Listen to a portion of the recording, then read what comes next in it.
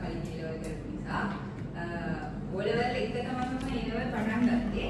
හැබැයි අවුල තිබ්බේ මට IT ක්ලාස් එකක් සෙට් උනේ නැහැ. හරිද? මම ඕලෙවල් දැන් අනිත් ක්ලාසස් 10 වසරේ අන්තිම වගේ වෙනකොට පටන් ගන්නකොට මම IT ක්ලාස් වලට ගියා. එක ක්ලාස් 4කට 5කට විතර ගියා.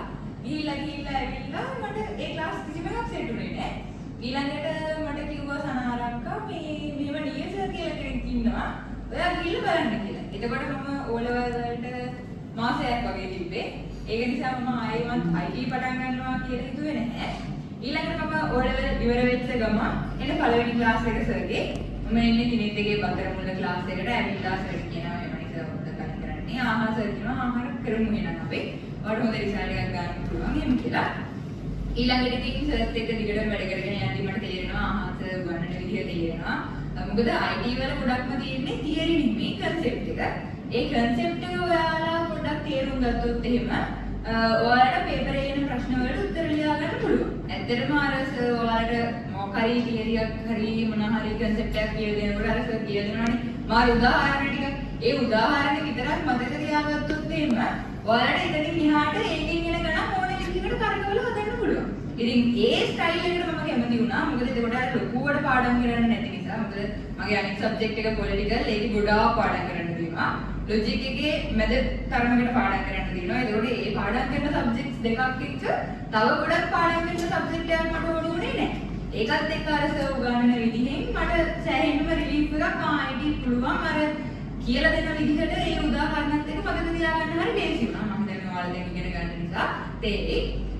ඒ වගේම මම සෑහෙන පේපර්ස් කරා. සර්ට වද දෙනවා මම සර් ඉංග්‍රීසි මීඩියම් පේපර්ස් ටිකක් දාන්නකෝ. ඒ පේපර්ස් ටික ඉවරවන්න පස්සේ ආයෙම තව පේපර්ස් ටිකක් දාන්නකෝ. එහෙම කිය සර්ට පේපර්ස් දාලා අරගෙන කරා. ඒ වගේ තිබ්බ ප්‍රශ්න ටික සර්ට දාලා උත්තර අහලා ඒක කරා. ඊට පස්සේ මම පාස් පේපර්ස් ටික ඔක්කොම කරා. ඒ වගේ තියෙන ප්‍රශ්න සමහර වෙලාවට පහළ කැන්ටින් එකට වෙලා සර්ගෙන් අර යන්න කලින් අහගන්නවා මේක කොහොමද කරන්නේ මේක කොහොමද කරන්නේ මේක කොහොමද කරන්නේ. ඒ ඔක්කොම ප්‍රශ්න ටික සෝට් අවුට් කරලා කතා කරලා ඉවර කරගත්තා. සහ මේක ඇතුලේ පේපර්ස් කරනවා, ජෙමිනි ICT පේපර්ස් කරනවා, තවසගේ පේපර්ස් කරනවා, රෑන්කින් පේපර්ස් කරනවා, ඩේලි MCQ ටිකකුත් කරනවා.